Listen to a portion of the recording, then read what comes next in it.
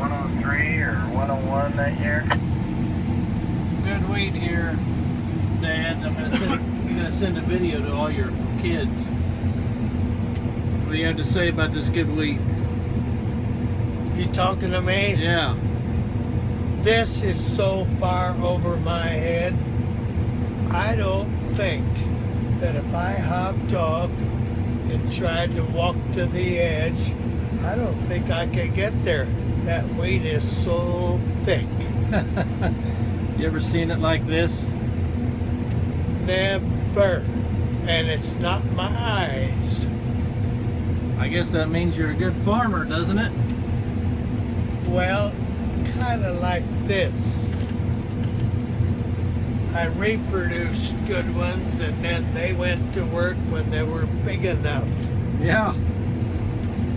There's your grandson on the grain cart right there. That's kind of neat, isn't it?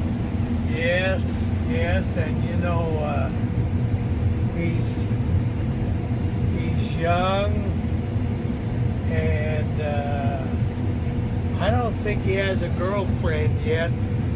I know if I was in charge, I'd steer him another direction, because he's going to be rich one of these days. Yeah.